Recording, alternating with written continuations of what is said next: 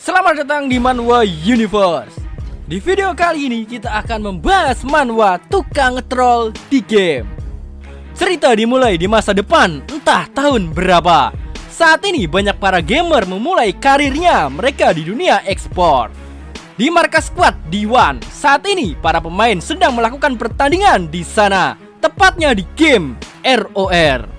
Skuadnya saat ini sudah menduduki peringkat nomor 1 di game tersebut. Mereka ditantang seseorang. Namun di saat itu mereka bertemu dengan satu orang yang mereka incar di dalam game, yaitu Dex. Pertarungan solo lawan squad pun dimulai. Tanpa banyak bacot, Dex langsung mengeliminasi satu orang dengan satu kali serangan. Melihat kejadian ini, tim mabar tersebut sangat terkejut bahwa hero core-nya sudah terlock out. Sementara itu, Assassin berencana menyerang Dex dengan skill menghilang. Namun Dex bisa menahan serangan tersebut dan langsung menyerang balik. Setelah itu Dex langsung membantai mereka semua tanpa ada satu kata yang terucap. Tim ekspor nomor 1 pada game ROR dikalahkan dengan satu orang, yang membuat ketua party tersebut sangat kesal terhadap Dex. Siapa sih bajingan itu? Kata orang tersebut.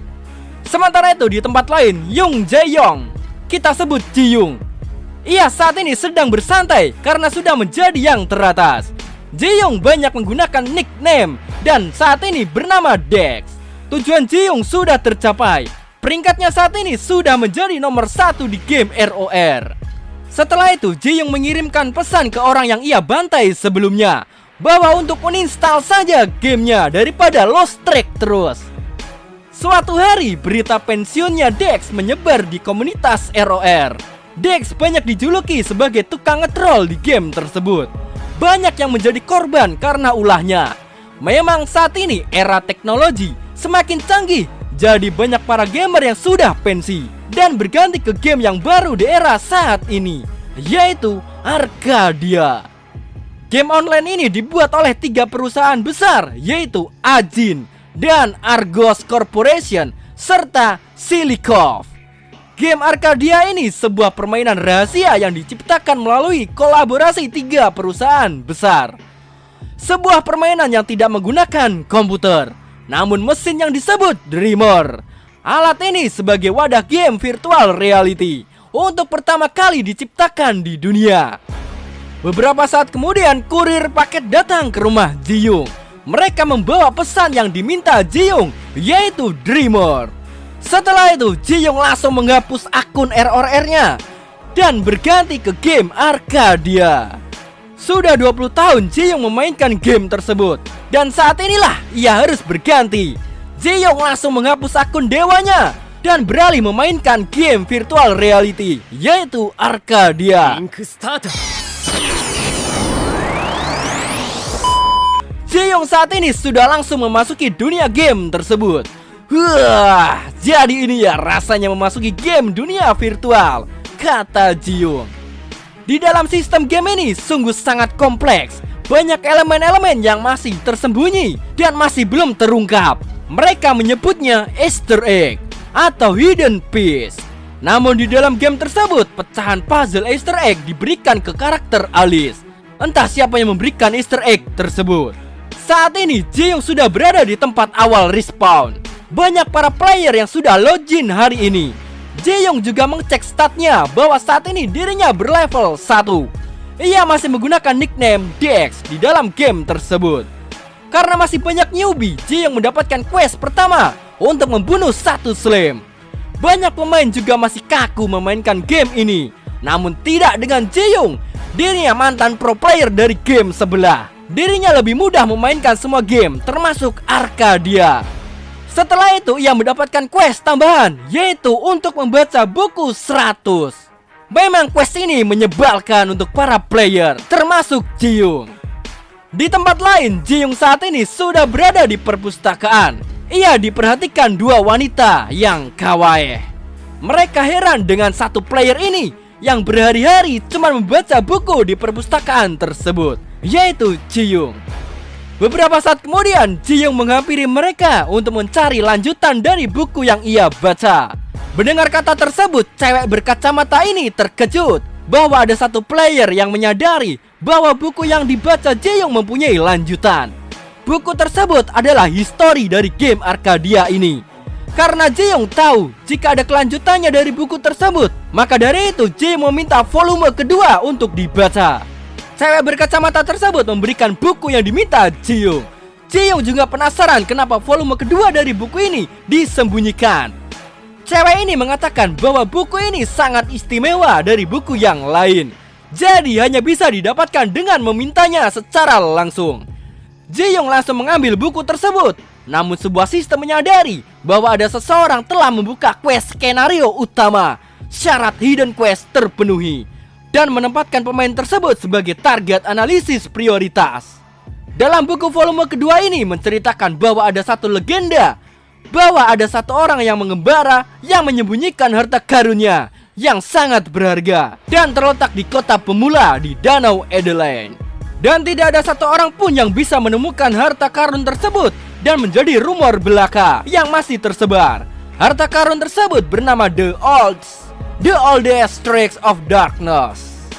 Seiring berjalannya waktu, legenda tersebut sudah memudar dan banyak orang yang tidak tertarik dengan legenda tersebut.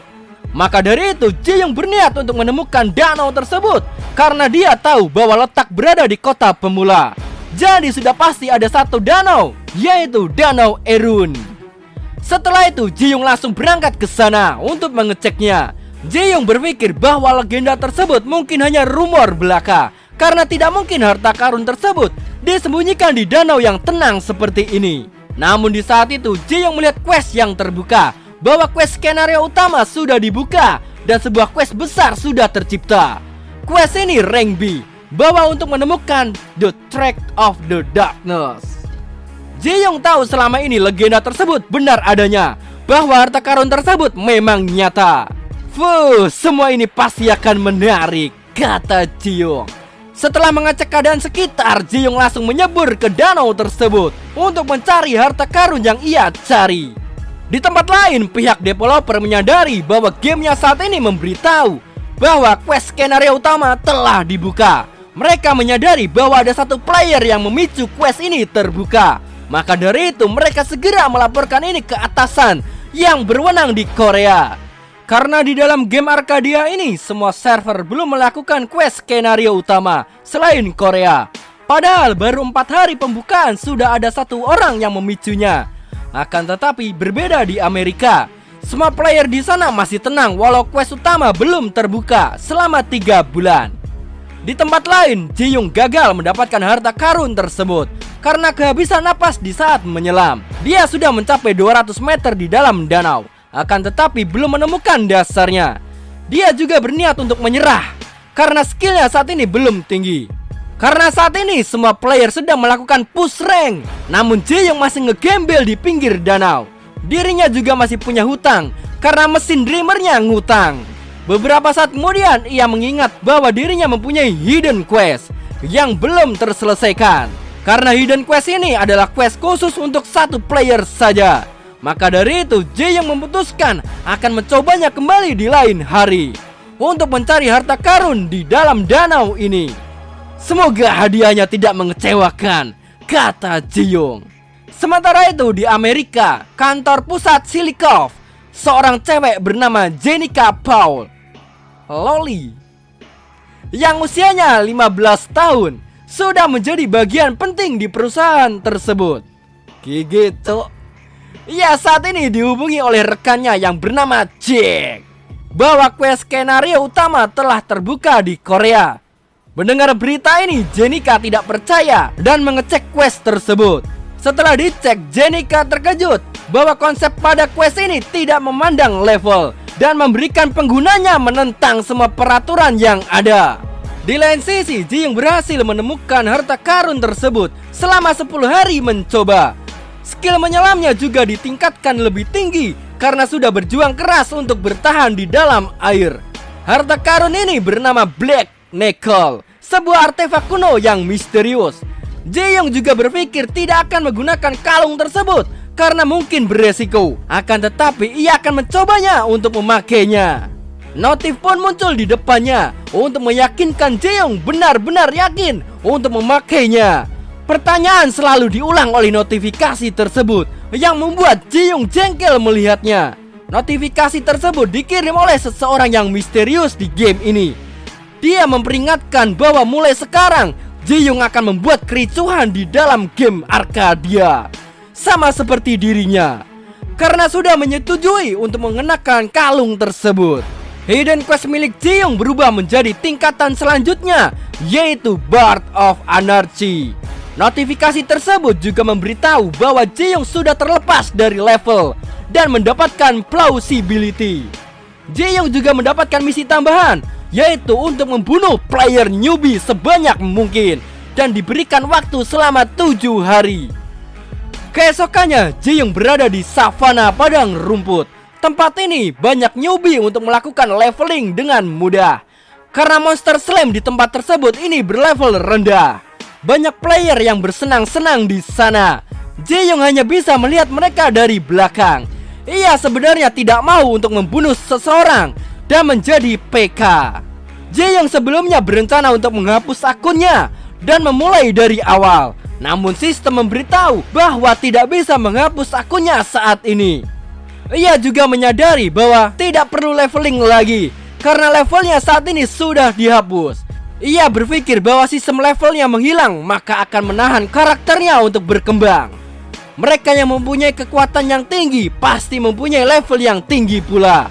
Ji-young mengingat perkataan orang yang misterius sebelumnya bahwa dirinya juga melakukan kekacauan di game ini. Pusing dengan pikirannya saat ini, Ji-young lebih baik turun di tempat tersebut. Ia selalu mengecek statusnya bahwa memang saat ini seperti masih level rendah. Namun ada perbedaan dari player yang lain. Ia memiliki stat plausibility. Dalam informasi tersebut, plausibility adalah sebuah peningkatan skill untuk memutarbalikkan hukum dunia. Ji-young masih bingung mengenai skill tersebut. Setelah itu, Ji-young mendapatkan misi baru untuk membunuh newbie sebelum mereka berganti kelas. Membunuh sebanyak mungkin dan diberi waktu 66 hari. Baiklah, jika misinya seperti ini, maka tidak ada pilihan lain selain mencobanya, kata Ji-young. Ji-young bersiap untuk menebas dua newbie ini dengan pedangnya. Akan tetapi, dua player tersebut diganggu oleh 3 player lainnya. 3 preman ini adalah seorang PK di tempat tersebut karena berlabel warna merah. Mereka beralasan bahwa tempat ini adalah wilayah buruannya.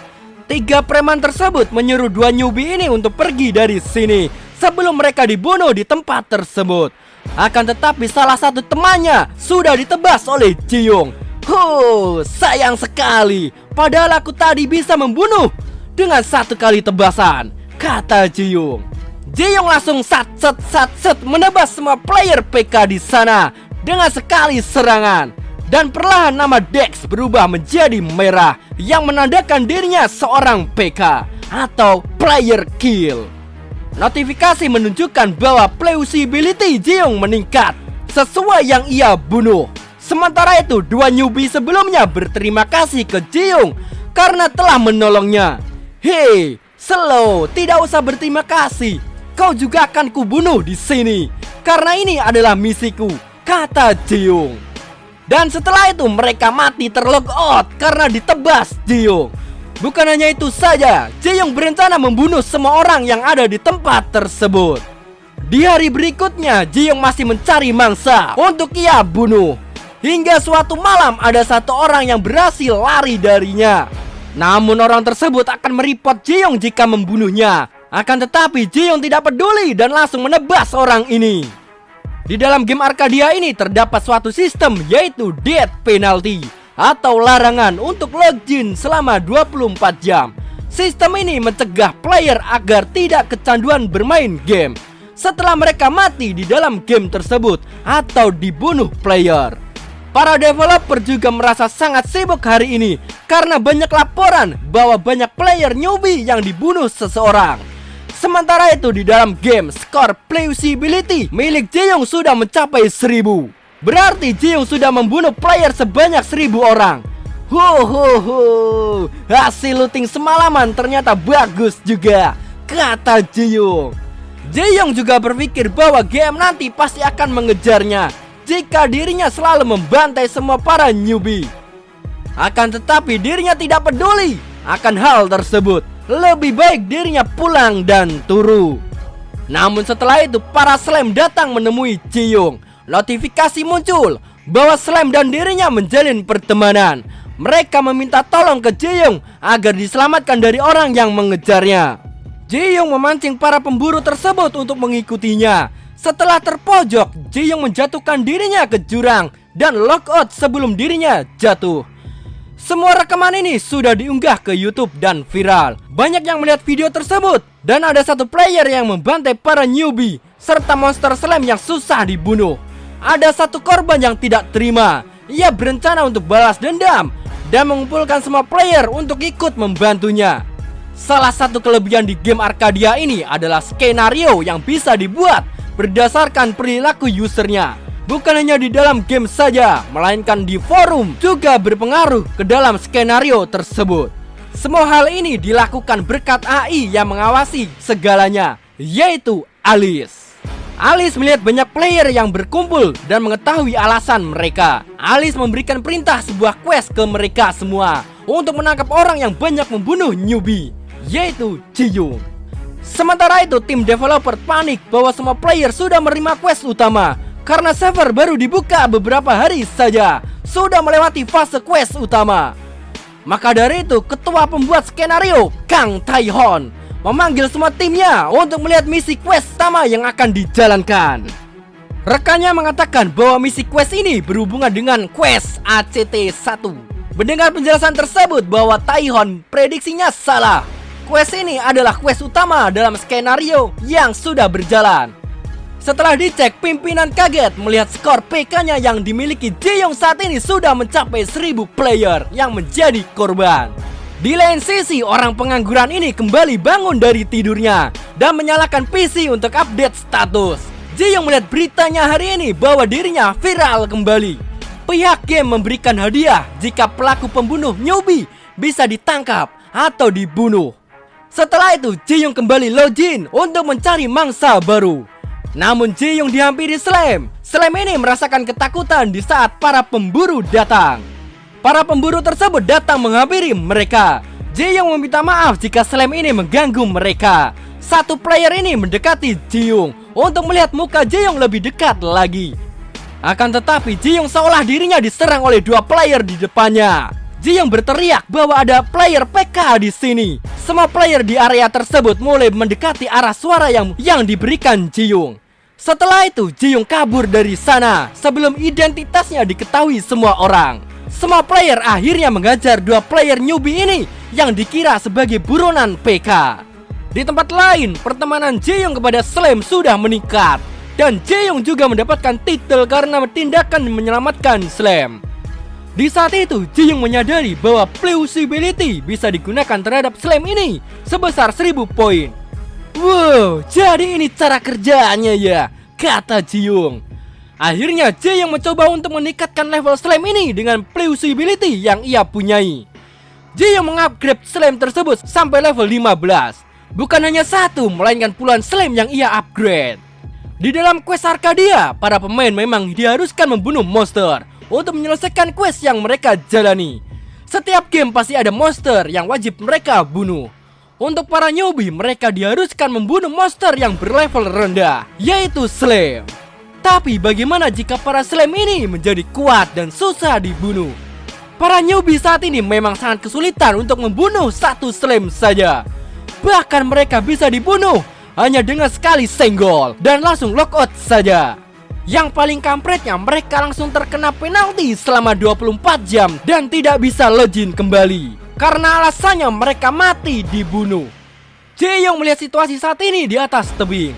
Para slime yang sudah diupgrade olehnya memiliki daya tahan dan serangan yang kuat untuk melawan newbie. Dia berpikir bahwa ini adalah dampak dari plausibility yang ia berikan kepada slime tersebut jika mereka berubah menjadi agresif. Ji-young melihat para player yang dulu mengejarnya, namun mereka terbunuh dengan sekali serangan oleh para slime. Dengan begini, skor plausibility milik Ji-young perlahan mulai bertambah selama slime membunuh para player.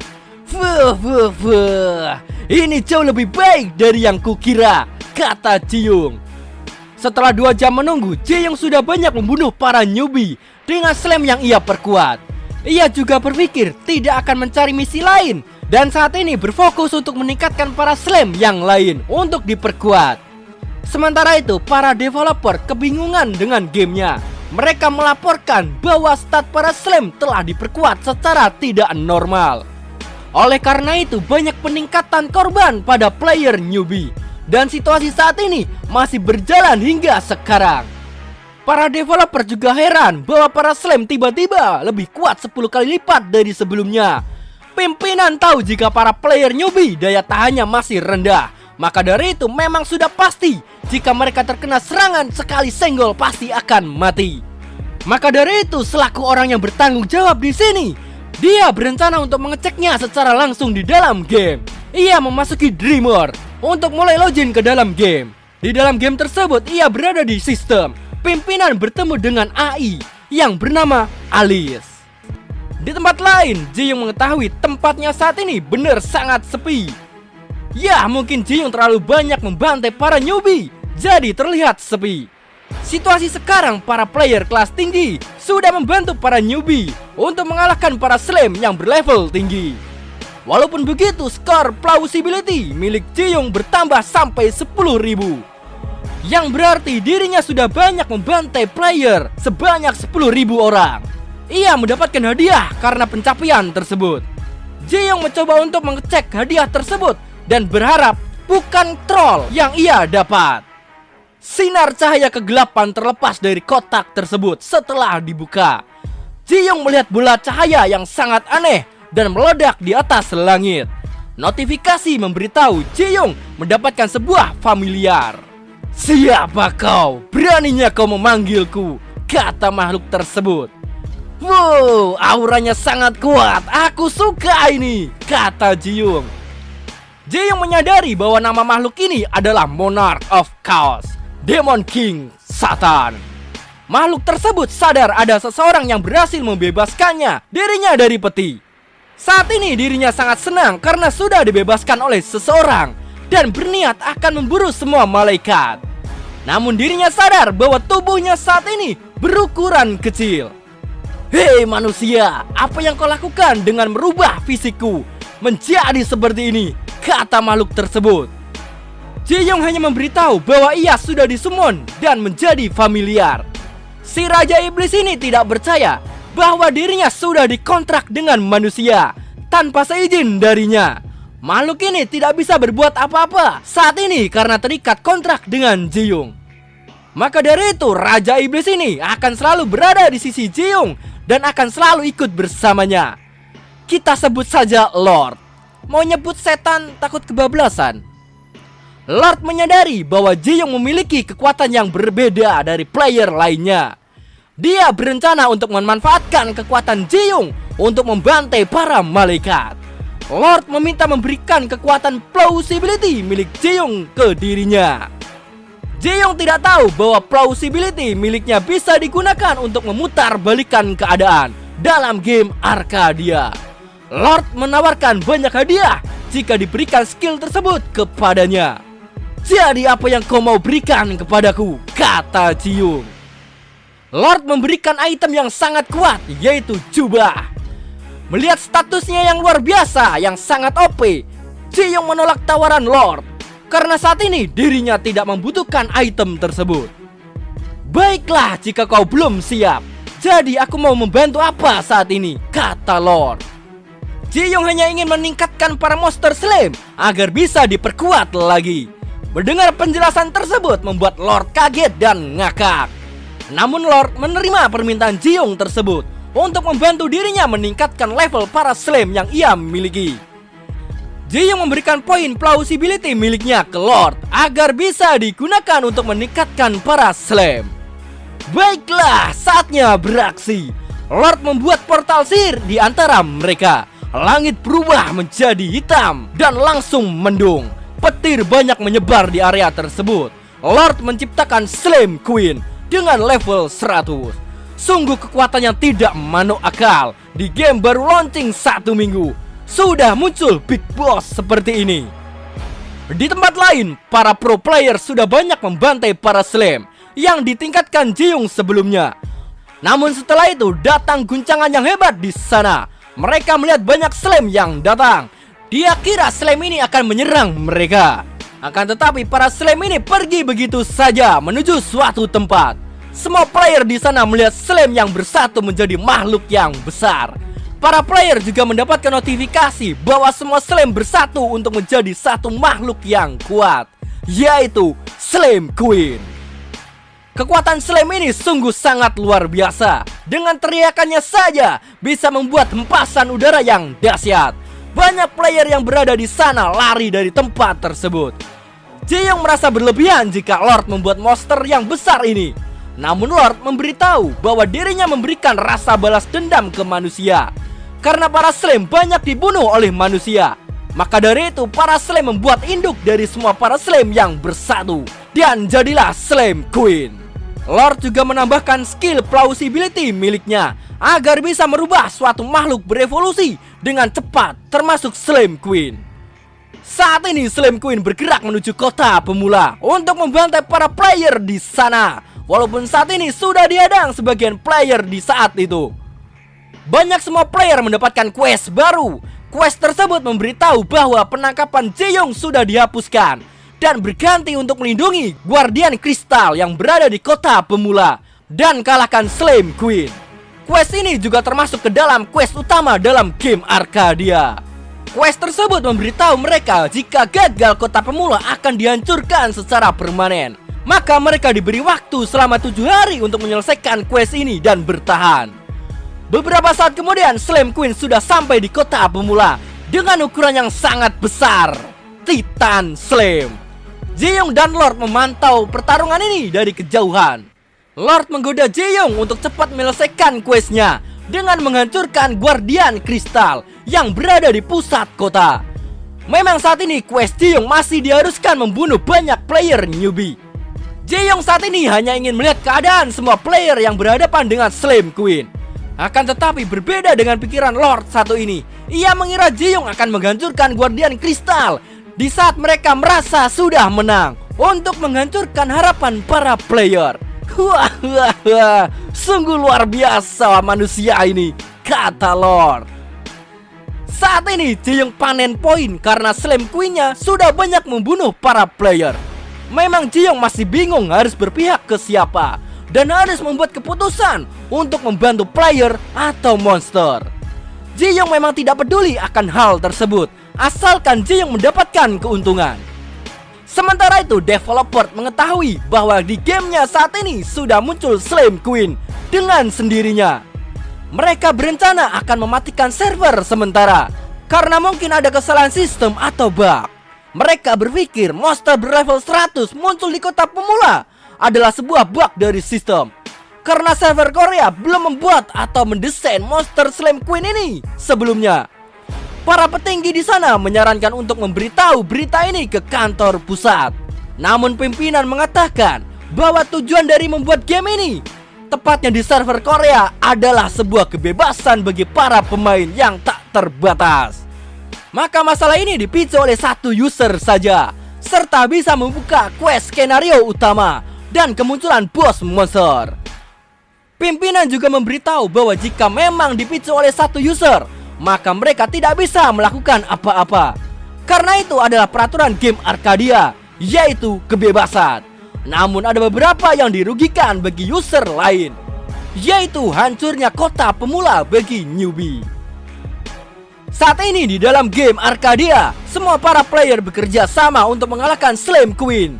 Di saat itu Pak Tua akan diserang oleh Slam yang besar, namun ia bisa diselamatkan oleh salah satu player di sana. Pak Tua ini adalah security di wilayah tersebut. Dia berterima kasih atas pertolongan anak muda ini. Kita sebut saja Mas Bro. Mas Bro mendapatkan hidden quest setelah menyelamatkan Pak Tua tersebut. Namun ia harus menyelesaikan misinya kali ini, yaitu menghancurkan Slam Queen. Sudah 3 hari para player bertahan dari serangan Slam Queen. Memang saat ini para player diberi waktu selama 7 hari. Banyak player yang sudah kalah dari serangan monster tersebut. Namun banyak dari mereka yang mempunyai kegigihan untuk bertahan. Banyak pro player yang berlevel tinggi ikut serta dalam kejadian ini dan merubah situasi saat ini menjadi bisa dikendalikan. Banyak dari para player membuat tim agar bisa menyerang secara terpisah. Mereka juga mendapatkan titel yaitu Slime Slaughter. Jika membunuh 1000 slime akan mendapatkan titel tersebut. Titel ini memberikan sebuah buff ke player, dan berkat buff ini para player bisa menghambat pergerakan Slime Queen dan yakin mereka bisa menang menaklukkan monster tersebut. Sementara itu, Ji-Young masih memantau keadaan para player yang semakin mendominasi pertarungan. Saat ini total plausibility yang ia kumpulkan sudah 30.000 poin. Jadi sudah banyak player yang ia bantai. Dan waktu tersisa 1 hari 22 jam lagi. Ji-Young dipuji Lord karena bisa membantai semua player dengan slam saja. Lord juga menanyakan rencana apa lagi yang Ji-Young akan lakukan. Jika Ji-Young diam saja saat ini, maka player akan memenangkan questnya kali ini. Saatnya beraksi, kata Ji-Young. Saat ini Ji-Young berpihak ke monster, yaitu para slime, untuk melakukan aksinya nanti. Sementara itu di kantor pusat Korea di game Arcadia, pimpinan menemui CEO atau bos dari game Arcadia, yaitu Lee Min-yoon. Pimpinan meminta untuk menghentikan quest dari game Arcadia tersebut, yaitu quest utama, karena mungkin akan merugikan banyak player di sana. Di lain sisi, semua player menunggu kemenangan mereka atas pertarungan melawan Slime Queen, karena waktunya saat ini akan habis. Namun tiba-tiba langit berubah menjadi merah. Situasi di sana berubah menjadi mencekam. Ji-Young saat ini sudah berada di atas Slime Queen.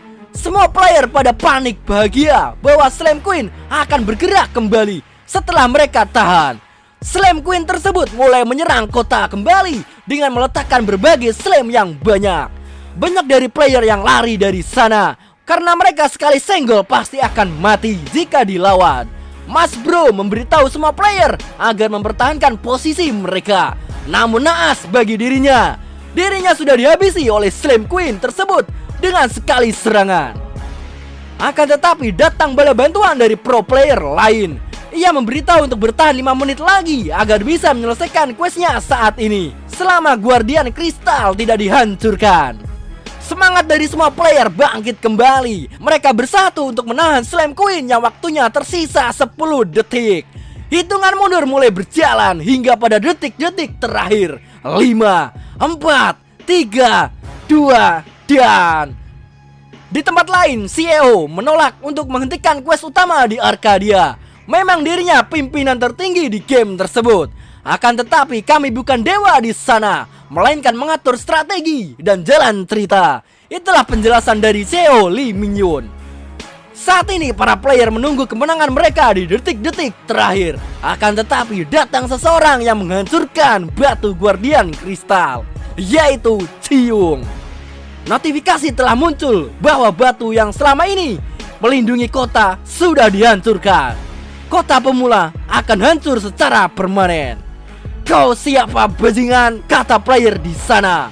Memang saat ini semua player buta map karena bisa-bisanya mereka tidak melihat penyusup mendekati batu Guardian Kristal. Hei bangsat, apa yang baru saja kau lakukan?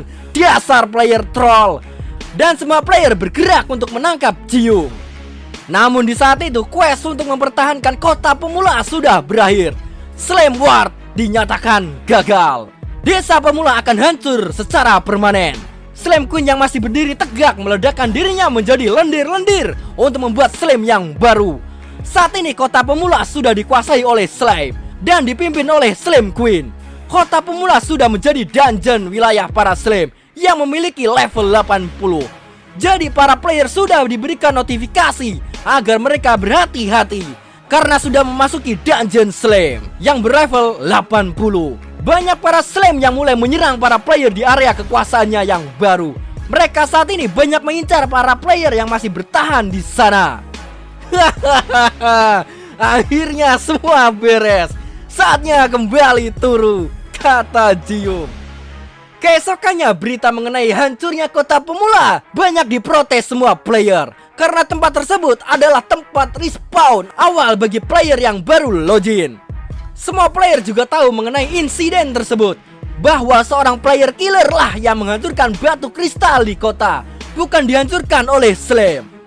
Jaehyung melihat berita ini sangat terhibur, melihat semua player ricuh di kolom komentar. Ya, memang Jaehyung menjalankan questnya yang ia terima, jadi bukan sepenuhnya salah dirinya. Saat ini Jaehyung sudah kembali masuk ke kampus karena sudah selesai liburan. Ia melihat salah satu orang di sampingnya yang sedang nonton berita yang viral hari ini. Berita hancurnya kota pemula karena seorang player killer. Jaehyung sadar melihat dirinya di video tersebut. Orang tersebut bernama Lim Jae-kyeon. Kita sebut Jae-kyeon. Senang bertemu denganmu, kata Jae-kyeon mengulurkan tangannya.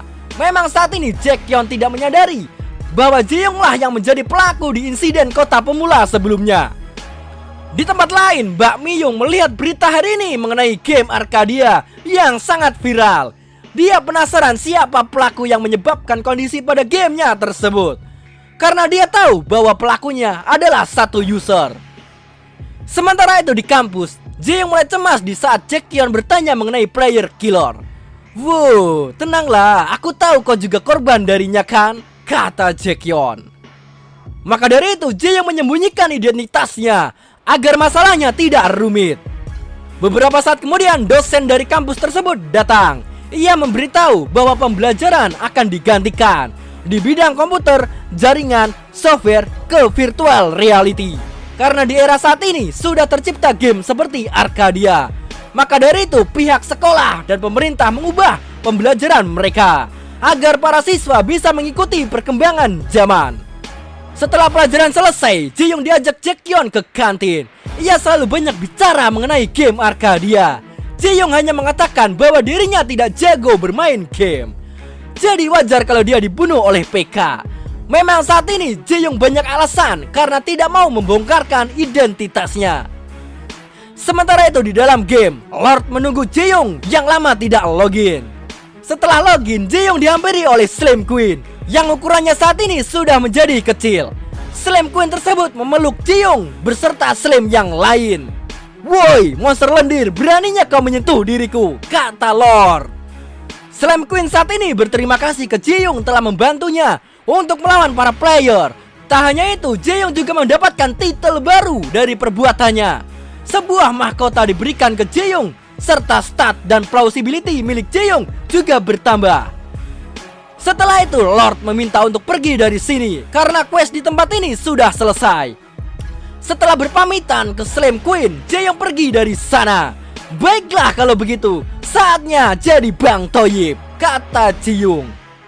Saat ini para newbie dipindahkan tempat respawn mereka ke kota lain karena kota pemula sudah hancur dan sudah dikuasai oleh Slam yang berlevel tinggi. Saat ini Jaehyung sedang menuju ke sana. Di pintu gerbang dirinya ditahan masuk oleh salah satu penjaga di sana karena masalah identitas. Ya, karena saat ini Jaehyung tidak mempunyai KTP, jadi dia belum bisa masuk. Lord mengetahui bahwa tempat ini sangat familiar atau mungkin pernah datang ke sini. Di saat itu Lord menggoda Jaehyung agar dia menggunakan plausibility miliknya yang sudah banyak untuk mengobrak-abrik kota. Memang saat ini plausibility milik Jaehyung sudah 30.000 poin. Namun Jaehyung tidak mau melakukan hal tersebut. Dia mempunyai rencana sendiri dan tidak mau digoda oleh setan satu ini. "Woi, kau juga tidak bisa memaksimalkan poinmu itu, makanya berikan saja kepadaku," kata Lord. Lord menjamin jika plausibility yang ia terima maka bisa membuat item serta senjata yang sangat OP di game Arcadia. Namun Jaehyung menolak tawaran tersebut karena bukan saatnya untuk memakainya. Jaehyung saat ini memang belum sepenuhnya memahami plausibility miliknya, jadi dia menahan agar bisa digunakan secara efisien. Singkat cerita, dirinya sudah berhasil masuk ke kota. Jaehyung banyak melihat para player yang sudah datang di tempat tersebut. Namun di saat itu Jaehyung mendengar salah satu kang kuli bahwa produksi stone ore-nya menurun. Sedangkan saat ini pemerintah meminta ore stone yang sangat banyak. Melihat pembicaraan tersebut, Jaehyung berniat membantu mereka. Melihat raut muka Jaehyung yang berubah, Lord mengira Jaehyung akan berbuat sesuatu yang mengejutkan lagi. Setelah itu Jaehyung menghampiri dua kuli tersebut untuk membantu masalah mereka. Akhirnya Jaehyung mendapatkan quest, yaitu menambang batu iron sebanyak 20 biji. Lord juga bertanya ke Jaehyung kenapa harus melakukan quest rendahan seperti ini. Padahal banyak kan quest yang lebih baik, kata Lord. Namun Jae-young memiliki sebuah rencana bahwa di kota ini kekurangan bahan baku pembuatan senjata. Karena di tempat ini sangat sedikit blacksmith dan para player banyak datang ke sini untuk membuat senjata. Akan tetapi banyak dari para player yang menghiraukan quest ini. Jadi saat inilah Jae-young harus menghasilkan uang dari menambang untuk menguasai bahan baku Iron Stone. Di tempat lain, penguasa Baron Mikhail mengetahui banyak permintaan material iron ore yang semakin tinggi. Karena saat ini tidak ada yang mau mengumpulkan material tersebut. Jika terlalu lama dibiarkan akan memperburuk ekonomi di wilayah tersebut. Saat ini, Jae-young sudah memasuki tambang iron. Dia berada di gua penambang. Jae-young meminta Lord untuk mengeluarkan sebuah item untuk menambang dengan cepat. Lord mengetahui permintaan Jae-young dan mengeluarkan sebuah bor, yaitu Den Destroyer. Dengan pemakaian plausibility 8000 poin, alat ini memberikan sebuah stat yang sangat OP dari pacul atau scope biasa. Mantap sekali alat ini. Mari saatnya nguli. Di kota ini banyak player pindahan dari kota pemula. Mereka mendapatkan quest untuk membeli Iron Stone untuk menyelesaikan quest tersebut. Namun cewek ini diberitahu player lain untuk membatalkan quest tersebut karena tidak menguntungkan. Lantas cewek ini setuju dan beralih mencari quest yang lain. Kejadian ini dirasakan oleh Bang Aden dan Kasim selaku blacksmith di sana. Karena banyak player lebih memilih membeli item yang tidak berguna daripada membuatnya sendiri. Jika selalu seperti ini, maka kota Baron akan jatuh ekonominya. Di dalam game Arcadia, perekonomian sangat berbeda dengan dunia nyata. Produksi konsumen, penawaran, dan permintaan, serta distribusi sangat berbeda di setiap daerah. Dan beberapa tempat sedang krisis akan kebutuhan batu besi atau Iron Stone. Sementara itu, salah satu player sangat kesulitan mendapatkan Iron Stone. Banyak dari player mengubah job mereka menjadi blacksmith setelah datang ke kota ini. Sehingga banyak dari mereka tidak mau mencari batu Iron Stone. Memang saat ini batu Iron Stone sedang naik karena kelangkaan batu tersebut. Dua player ini disarankan oleh rekannya untuk menambang saja jika ingin mendapatkan batu tersebut. Akan tetapi mereka pernah mencobanya, namun sangat sulit untuk mendapatkan batu tersebut, serta sangat jauh dari lokasi tambang ke kota. Jadi mereka mager untuk melakukannya. Tak hanya itu, alat mereka akan cepat rusak jika buat kerja menambang. Memang saat ini pekerjaan menambang tidak worth it dilakukan. Namun ada salah satu orang yang melakukan hal tersebut, yaitu Jae-young. Saat ini Jae-young masih melakukan pengeboran untuk mendapatkan Iron Stone. Satu persatu Jae-young mendapatkan dengan mudah dengan alat yang ia pakai. Tak hanya batu Iron Stone saja, Jae-young juga mendapatkan batu yang lain, yaitu Silverstone dan jenis batu lainnya. Usaha Jae-young memang tidak sia-sia saat ini. Tak hanya mendapatkan batu saja, skill menambangnya juga sudah ditingkatkan.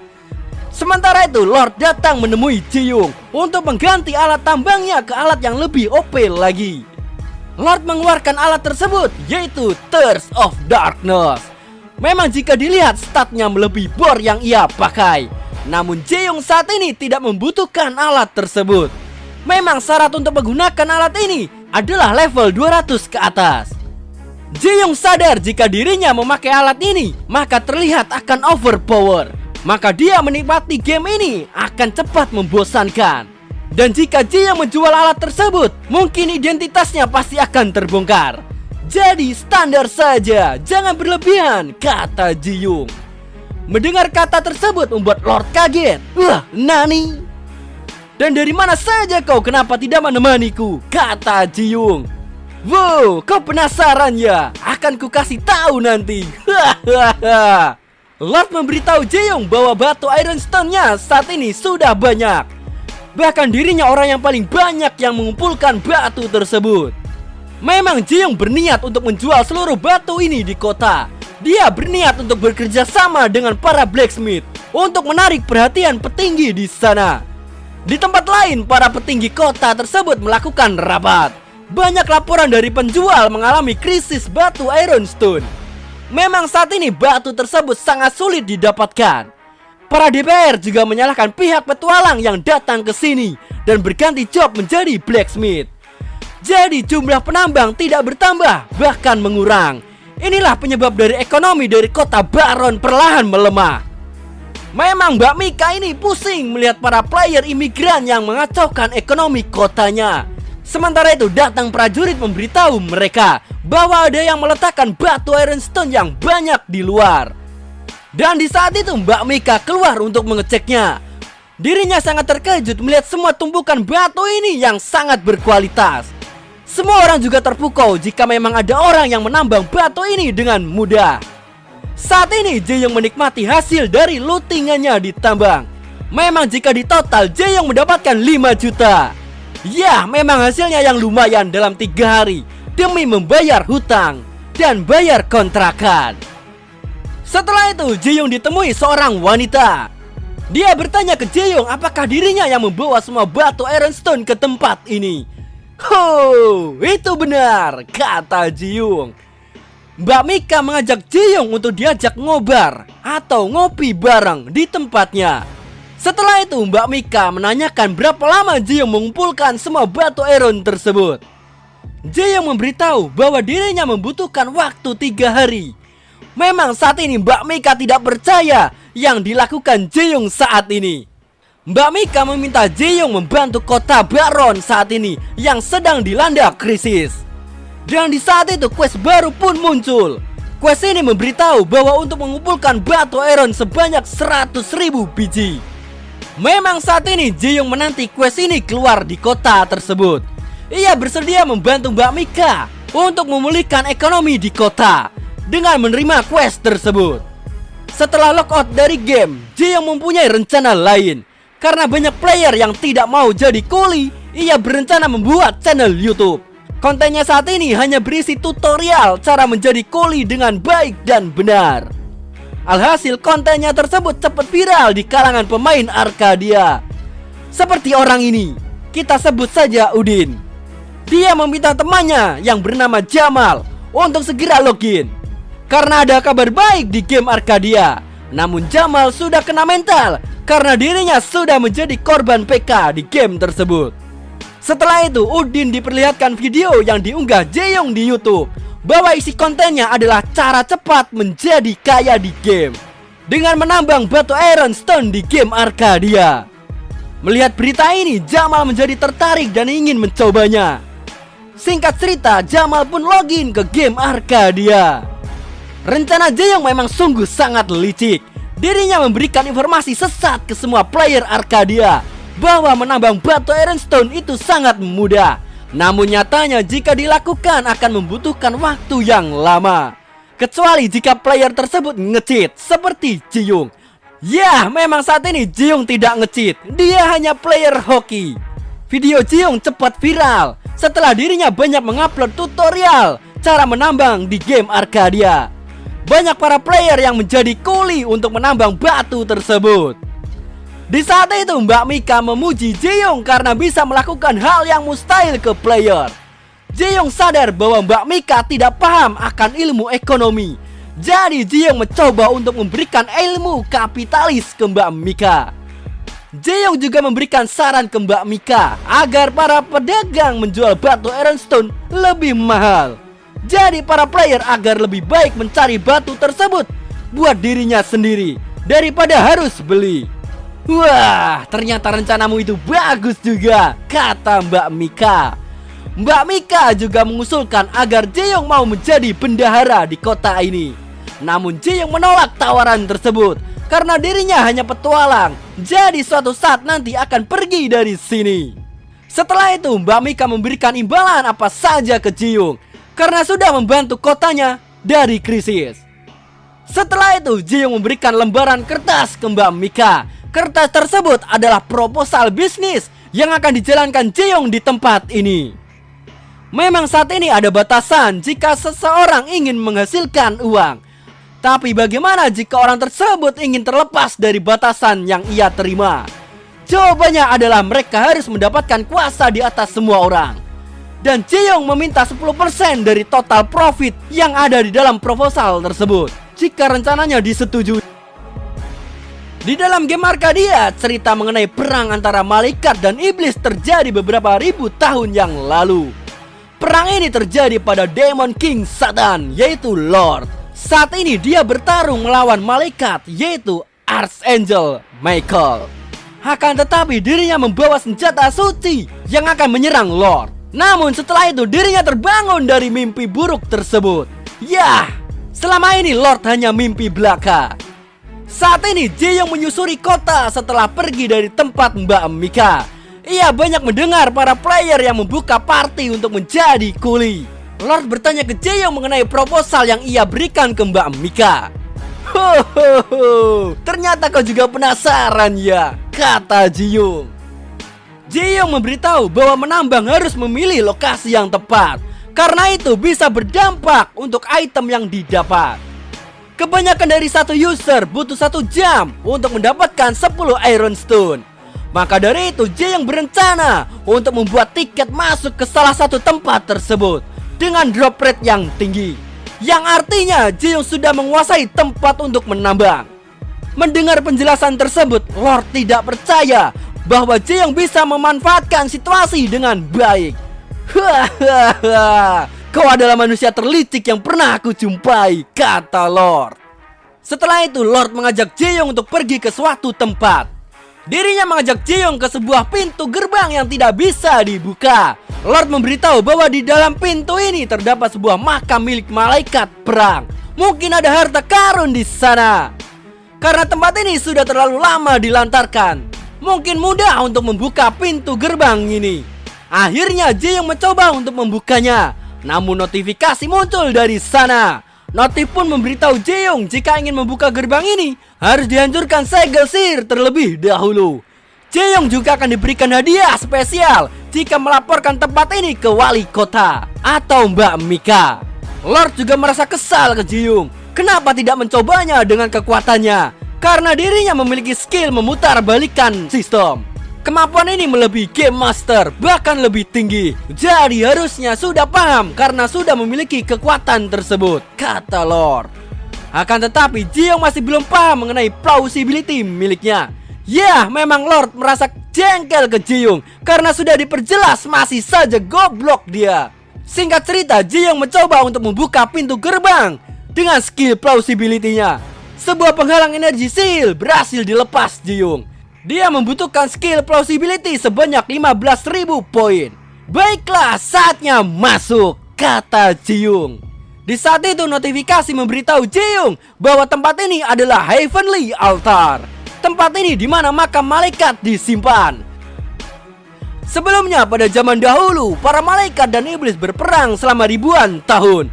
Banyak tempat menjadi hancur karena peperangan tersebut. Banyak orang yang takut atas kejadian ini akan terulang kembali. Maka dari itu banyak orang menceritakan ini di buku agar para generasi selanjutnya mengetahui konflik ini.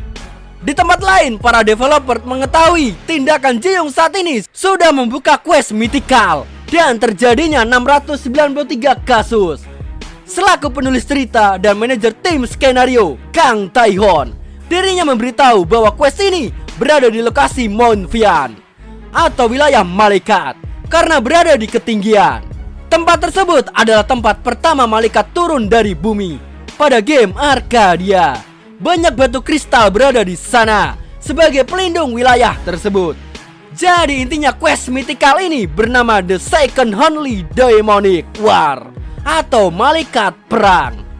Mendengar nama tersebut membuat pimpinan terkejut bahwa dirinya tahu jika malaikat perang tersebut terbangun, maka kejadian ribuan tahun akan terulang kembali. Di tempat lain, Jae-young sudah memasuki pintu gerbang yang menahannya. Lord meminta Jae-young untuk menjarah makam ini karena mungkin banyak harta yang banyak. Jae-young mendapatkan sebuah peti yang berukuran besar di sana. Lord menyuruh Jae-young untuk membuka peti tersebut. Akan tetapi Jae-young masih berpikir apakah akan melaporkan temuan ini atau temuannya buat diri sendiri. Ya, memang saat ini Jae-young lebih baik memikirkan dirinya sendiri. Alhasil, Jae-young langsung mencoba untuk membuka peti tersebut. Nah gitu dong bangsat, dari tadi kau memikirkan yang tidak berguna, kata Lord. 10 menit telah berlalu. Ji-young kesulitan untuk membuka peti tersebut. Sudah hampir berjam-jam dia sudah berusaha untuk membukanya. Tidak punya pilihan lain, Ji-young mengeluarkan bornya untuk merusak peti ini yang konon katanya banyak harta di dalam. Hohoho, kenapa tidak kepikiran bangsat? Kalau pakai alat ini mungkin bisa, kata Ji-young. Setelah itu Ji-young mulai merusak peti harta ini sampai dirinya mendapatkan titel yaitu Relic Destroyer. Namun setelah dibuka, peti tersebut hanya berupa mayat tengkorak dan tidak ada harta karun di sana. Lord meminta mengambil kalung pada tengkorak tersebut karena mungkin berharga. Lord mengetahui bahwa kalung tersebut adalah kalung milik malaikat, yaitu Holy Object. Rencana Lord memang tepat agar Ji-young menggunakan kalung tersebut mungkin bisa menghancurkan para malaikat. Hohoho, ini adalah kesempatan yang tidak datang 2 kali, kata Lord.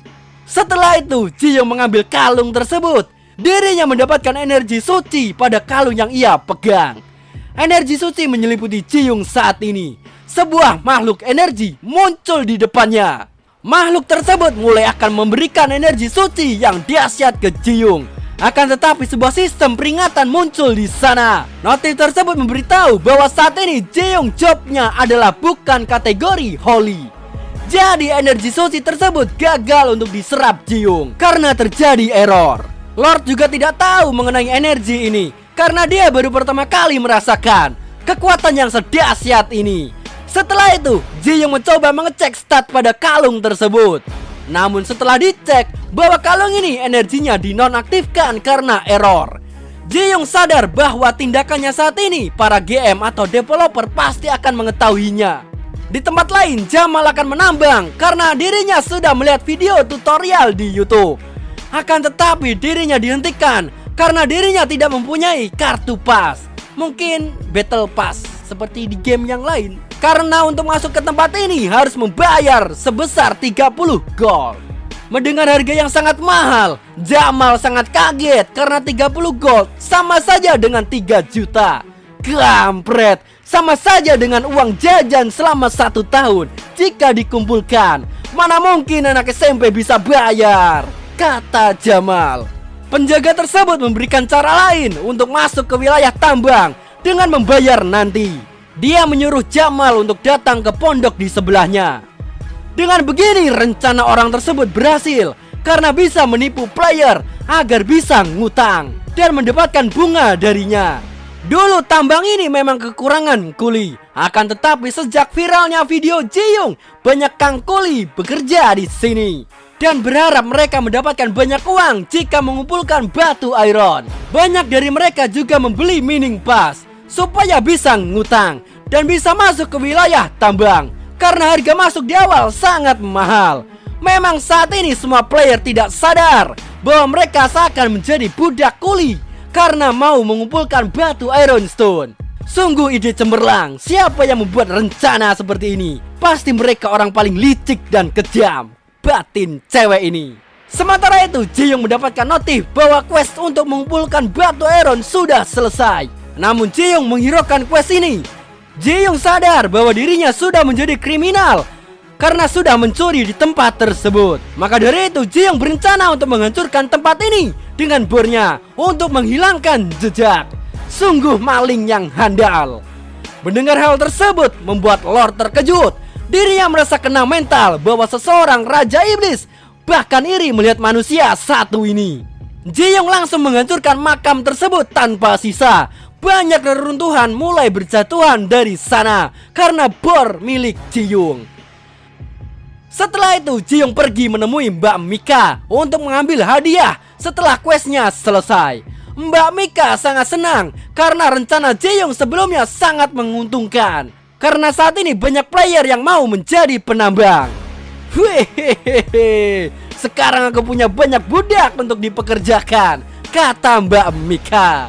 Setelah itu Mbak Mika memberikan hadiah ke Ji-young dari quest sebelumnya sebanyak 12 juta won. Mungkin sekitar 140 juta rupiah. Gigit cok. Dengan begini, Ji-young bisa melunasi hutang dari mesin Reimernya. Di saat itu Mbak Mika menawarkan loker ke Ji-young sebagai pendampingnya. Mbak Mika juga memberikan sebuah perjanjian ke Ji-young. Memang perjanjian ini sangat menarik bagi Ji-young dan mungkin menguntungkan. Sementara itu di dalam sistem game Arcadia, Jack selaku kreator VR Arcadia dan Alice sebagai administrator. Alice memberitahu bahwa banyak terjadi error pada sistem dan dirinya tidak bisa mengatasi ini karena di luar kemampuannya. Menarik. Terdapat pengacau di duniaku ya, kata Jack. Memang saat ini Jack selaku kreator tidak mengetahui bahwa ada hidden class, yaitu Part of Anarchy yang didapat Ji-young saat ini. Jack menyadari bahwa orang tersebut memiliki 2 item keramat yang membuat game Arcadia menjadi kacau. Jack berencana untuk mengubah stat pada item milik Ji-young agar sistem di dunia ini stabil dan imbang. Serta Jack meminta Alice untuk mengirimkan Michael ke Ji-young, yaitu malaikat. Sebelumnya Ji-young mendapatkan perjanjian dari Mbak Mika untuk bekerja sama. Namun Ji-young menolak tawaran Mbak Mika tersebut. Memang saat ini Ji-young masih fokus dengan Me Love Me Adventure. Jadi dia tidak bisa menetap di sini. Namun dirinya akan kembali jika semua questnya sudah diselesaikan. Setelah itu Mbak Mika memberikan surat kepada Ji-young karena surat ini berisi perlindungan bagi seseorang bangsawan. Memang saat ini kerajaan dari kota banyak kekacauan. Jadi Mbak Mika memberikan surat tersebut ke Ji-young. Situasi dalam kerajaan sebelah bahwa sang raja sedang sekarat karena usianya. Namun dirinya harus memberikan tahta tersebut ke anak yang masih muda. Serta banyak para DPR yang korup karena menyalahgunakan wewenangnya. Dan yang paling buruknya adalah Burhan. Kita sebut Burhan. Dia berencana untuk mengambil alih posisi raja dari pangeran dengan dibantu para bangsawan yang lain. Burhan juga selalu mengusulkan perang dengan kerajaan lain demi bisa menggelapkan dana dari peperangan. Dan kerajaan tersebut pasti akan hancur seiring berjalannya waktu. Ji-young juga berpikir tidak mau terlibat atas semua konflik dan tidak peduli mau negaranya hancur atau musnah, asalkan dirinya mendapatkan keuntungan. Anjay. Mbak Mika meminta Ji-young untuk membantu kerajaan tersebut dari konflik internal karena dirinya sukses membantu krisis di negeri Baron. Kerajaan tersebut bernama Kerajaan Maron. Di saat itu Ji-young menerima sebuah misi, bukan quest. Memang misi kali ini sangat menjengkelkan karena dirinya harus berperan sebagai MC di sana. Dan misi kali ini tidak bisa ditolak. Game kampret, kata Ji-young. Setelah itu Ji-young pergi ke kota menuju Kerajaan Marun. Memang sangat merepotkan ikut berkonflik dengan kerajaan yang mau hancur. Namun Ji-young akan melakukan apapun demi banyak mendapatkan plausibility miliknya. Beberapa saat kemudian kalung milik Ji-young bergejolak. Notif menunjukkan bahwa sistem sudah diperbaiki karena masalah error. Dan kalung malaikat bisa digunakan. Sebuah energi cahaya yang sangat kuat, bahkan sampai membuat Lord kepanasan. Kalung tersebut mulai berubah bentuk menjadi sosok malaikat yang bernama Archangel Michael. Kita sebut Angela. Memang saat ini situasi sangat tidak masuk akal. Dua ras ini, iblis dan malaikat, mempunyai hubungan yang tidak baik. Mereka adalah musuh bebuyutan selama ribuan tahun. Namun mereka dipertemukan di saat ini. Ya, memang saat ini Ji-young melihat mereka gelut. Alhasil Ji-young harus memisahkan mereka supaya tidak tambah ricuh. Sesuai dengan kontrak sebelumnya, Angela akan menjadi malaikat di samping Ji-young dan membantu Ji-young meningkatkan plausibility sama seperti Lord. Akan tetapi Lord memberitahu bahwa Ji-young adalah manusia yang paling kejam hingga melebihi iblis. Mana mungkin dia akan pergi ke jalan yang lurus. Memang saat ini Ji-young sudah berada di jalan setan, kata Lord. Namun Angela berharap kepada Ji-young agar tetap di jalan yang lurus dan dia akan membantu Ji-young ke jalan yang benar. Ya, memang saat ini Lord masih belum menerima adanya malaikat di samping Ji-young. Memang saat ini sangat kacau melihat mereka kembali ricuh. Memang saat ini Ji-young tidak peduli memiliki dua familiar yang sangat berisik. Ji-young juga berpikir bahwa saat ini dunia sudah dikuasai oleh orang kapitalis. Maka dari itu Ji-young bertanya ke Angela, jika dirinya diberi plausibility, maka dia akan memberikan apa? Angela mengatakan bahwa dia akan memberikan sebuah item atau senjata yang paling OP. Akan tetapi Ji-young menolak hal tersebut. Ji-young meminta skill atau kekuatan yang bisa digunakan untuk menyerang. Memang saat ini Ji-young masih memiliki hidden class, yaitu Bard of Anarchy. Kelas ini mempunyai kekuatan misterius seperti plausibility. Akan tetapi adanya kekurangan di sana, yaitu tidak ada sistem leveling.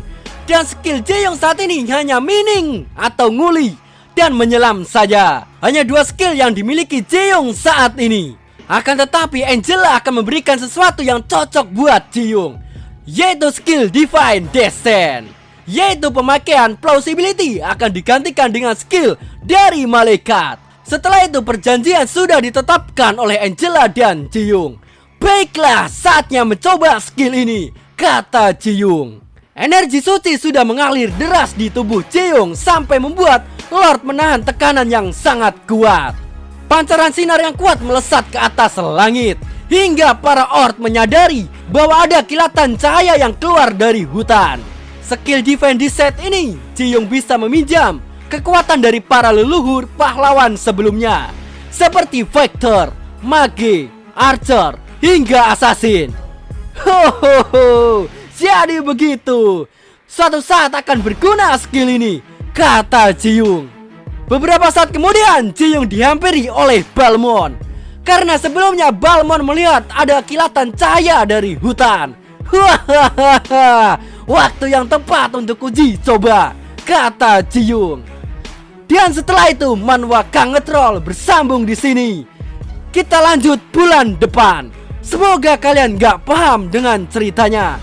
Sorry guys jika ada kesalahan kata maupun cerita. Dan dukung terus Manhwa Universe Indonesia dengan like dan subscribe. See you in the next video. Anjir, Balmond ijo.